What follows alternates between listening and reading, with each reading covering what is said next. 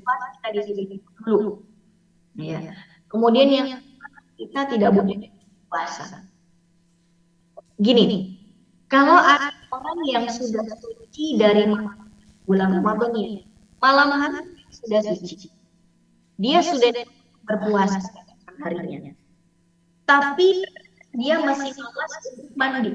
Aduh, saya mau mandi besok aja deh sebelum sahur. Qadarul dia bangun sudah masuk, ya dia bangun pagi, sudah subuh. Eh, apakah dia harus melanjutkan puasanya atau dia harus libur lagi? Karena dia sudah mulai puasa, dia belum mandi. Tapi darah sudah berhenti dari malam dan dia sudah niat untuk puasa. Jawabannya silahkan lanjutkan puasanya sampai maghrib. Bahkan dia nggak mandi setelah maghrib pun puasanya sah. Tapi ada konsekuensi kalau dia tidak mandi, dia sengaja tidak sholat. Jadi dia dosa. Allah menunjuki karena dia otomatis tidak sholat juga dari subuh, zuhur, dan asar. Ya. Intinya begitu dia bangun di waktu subuh, dia mandi saja agar dia bisa sholat subuh. Urusan puasanya itu tidak batal. Silakan saja lanjutkan sampai maghrib. Intinya, malam hari dia sudah suci sebelum subuh, dia sudah berniat untuk berpuasa juga di malam harinya, maka silakan lanjutkan puasa Ramadannya walaupun dia belum mandi di subuh hari. Landasannya apa? Landasannya adalah pada apa yang terjadi pada Rasulullah Shallallahu Alaihi Wasallam. Beliau malam harinya berjanabah, berhubungan badan dengan istri beliau, dan beliau belum mandi. Dan itu di bulan Ramadan. Dan kemudian Nabi terbangun ketika adzan subuh berkumandang. Begitu adzan subuh berkumandang, Nabi segera bangun, lalu Nabi mandi, kemudian Nabi melaksanakan sholat subuh di Masjid Nabawi, dan Nabi melanjutkan puasanya sampai maghrib. Ya, Nabi tidak membatalkan puasanya, Nabi tetap berpuasa sampai maghrib. Nah, kenapa? Karena hubungan badan itu dilakukannya dari sebelum subuh, sudah selesai dari sebelum subuh, sebelum puasa dimulai. Tinggal mandinya saja yang belum, maka mandi tetap bisa dilakukan setelah subuh. Memang yang afdol itu mandi sebelum subuh, tapi kalaupun mandi dilakukan setelah subuh, puasanya tetap sah walaupun ada ketidakafdolan di situ. Yang ketiga, tawaf ini juga tidak boleh dilakukan di masa haid. Maka jamaah sekalian kalau mau umroh, mau haji ya, pastikan tanggalnya disesuaikan. Kalau kita mau memilah waktu umroh, silahkan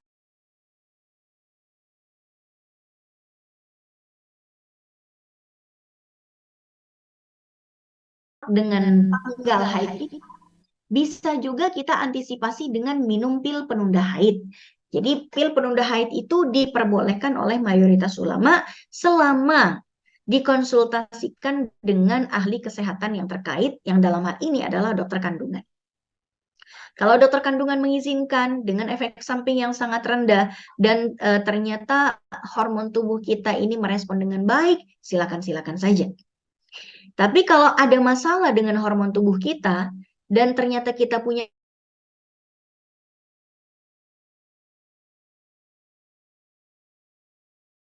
itu, kenapa? Karena bisa merusak kesehatan kita.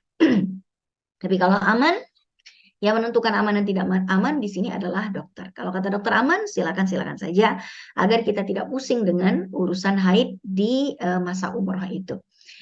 Baik, jadi selama tawaf tidak boleh dalam keadaan haid. Tapi kalau ihram itu boleh. Nah, ini kemarin ini Bu, saya ini mendarat di Jeddah itu ya. Ketika mau berihram itu masih dalam kondisi haid. Saya cek ke toilet, wah masih haid nih. Tapi walaupun haid kan kita udah di tempat mikot, tidak boleh kita melewati mikot tanpa berihram. Jadi tetap berihram untuk umroh. Sambil berharap ya Allah semoga sampai hotel saya sudah suci.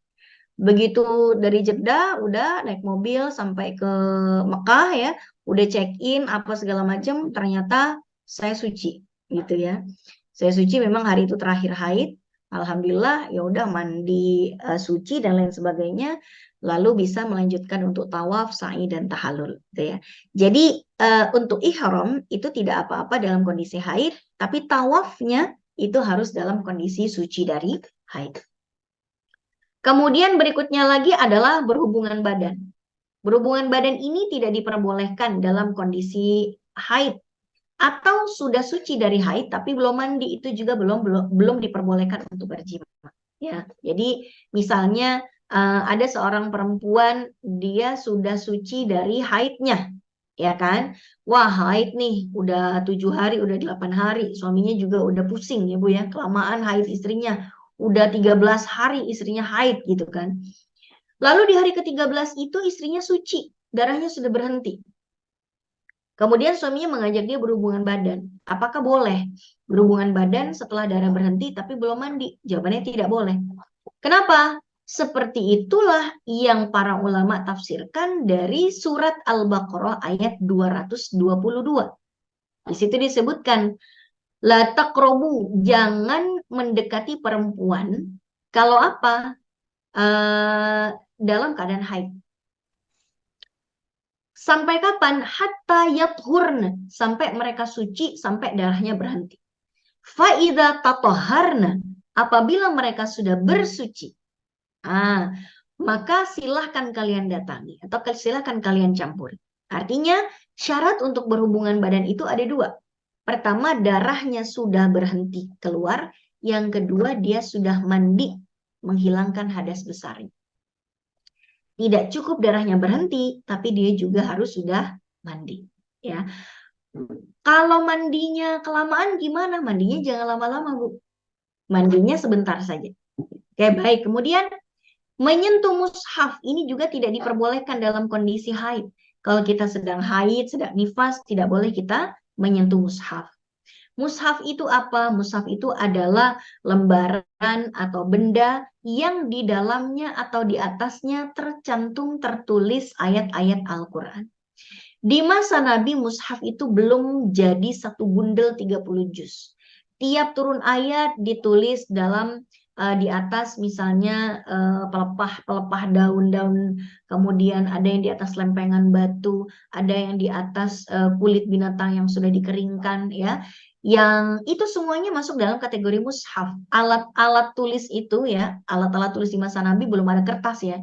Jadi ditulisnya di atas kulit hewan atau pelepah-pelepah atau batu-batu yang pipih ya. Nah, itu sudah dianggap sebagai mushaf. Ibaratnya kalau ada kertas HVS, di atasnya kita tulisin surat Al-Fatihah 7 ayat itu, ya kertas HVS itu sudah berstatus sebagai mushaf sebetulnya. Ya. Nah, bagaimana dengan HP atau Quran digital yang ada di HP? Apakah dalam kondisi haid kita boleh mengaktifkan aplikasi tersebut? Nah, kita lihat dari fatwa-fatwa ulama zaman sekarang kontemporer. Banyak di antara mereka yang tidak menganggap Quran digital sebagai mushaf, tapi hanya pantulan cahaya dari Al-Quran saja.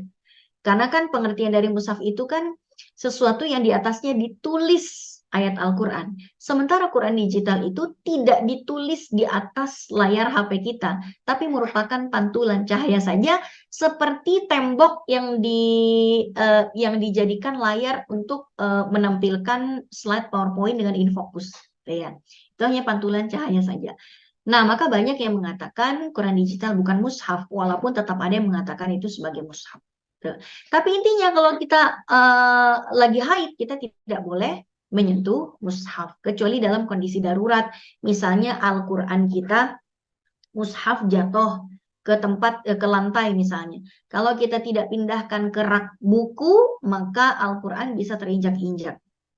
Maka dalam kondisi sedarurat itu kita pindahkan Al-Quran yang jatuh ke lantai ke atas rak kalau memang tidak ada orang lain yang bisa kita minta tolong kecuali diri kita yang dalam kondisi haid. Tapi dalam kondisi tidak darurat kita tidak diperbolehkan untuk menyentuh mushaf. Yang berikutnya adalah melafadzkan Al-Quran dengan niat untuk tilawah. Ya, kalau tidak diniatkan untuk tilawah maka tidak apa-apa. Contoh misalnya kita dalam kondisi haid, lalu kita ingin berdoa kepada Allah dengan doa-doa para nabi yang dikisahkan dalam Al-Quran.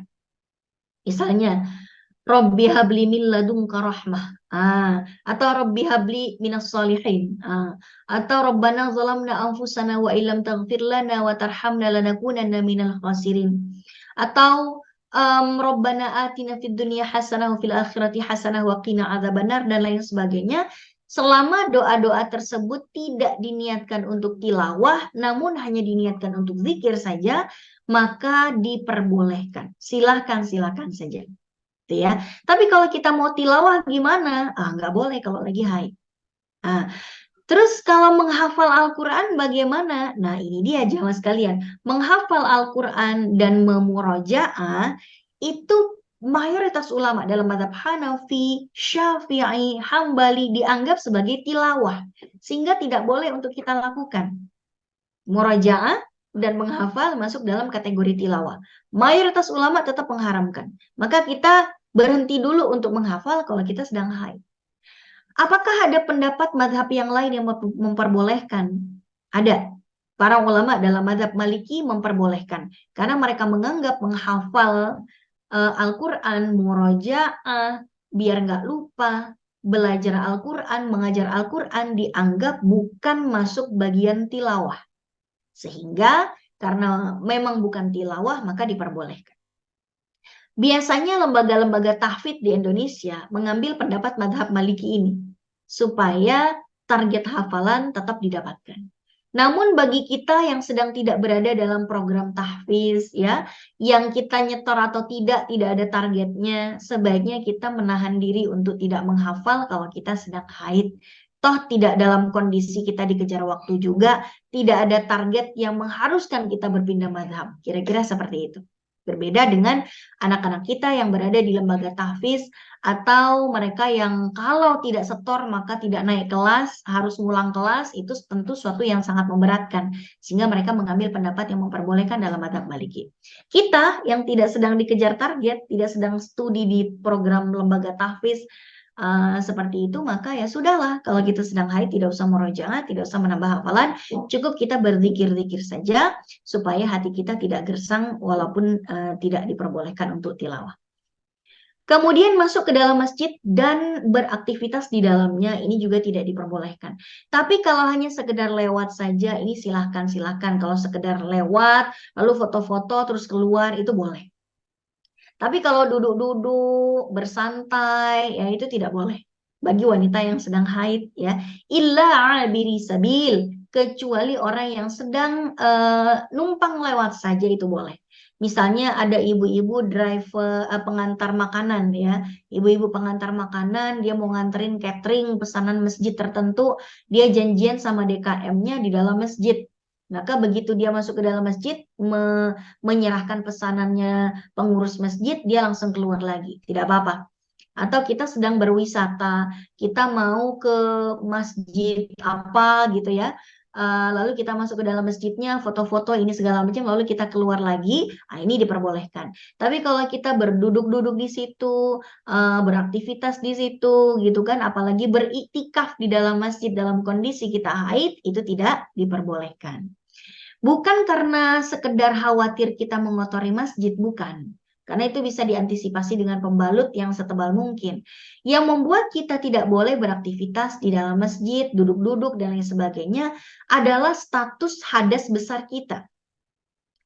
Hatta walaupun darahnya sudah berhenti, tapi kita belum mandi, kita pun belum boleh untuk duduk-duduk di dalam masjid. Nggak boleh ya. Sama seperti orang yang hadas besar lainnya. Misalnya ada bapak-bapak yang habis berhubungan badan dengan istrinya. Dia masuk ke dalam masjid, duduk-duduk, gitu nggak boleh. Karena dia berhadas besar. Bukan karena khawatir menodai masjid dengan air maninya gitu, bukan. Tapi kondisi dia yang sedang berhadas besar dan belum mandi, itulah yang mencegah dia untuk bersantai-santai, berdiam diri di dalam masjid. Dan yang terakhir yang tidak boleh dilakukan oleh wanita yang sedang haid adalah diceraikan. Tentu ini adalah larangan yang ditujukan kepada suaminya. Tidak boleh seorang suami menceraikan istrinya dalam kondisi haid. Dan dikiaskan pada nifas juga. Kenapa? Karena ini pernah terjadi di masa Nabi. Dan Nabi menegur. Ya. Suatu hari Umar bin Khattab mendengar bahwa putranya yang bernama Abdullah atau Ibnu Umar Ibnu Umar itu namanya adalah Abdullah, Abdullah bin Umar. Itu menceraikan istrinya dan istrinya dalam kondisi haid. Hal itu didengar oleh Umar dan Umar melaporkan pada Nabi, "Ya Rasul, anak saya menceraikan istrinya dalam kondisi haid. Hukumnya seperti apa?" Apa kata Nabi?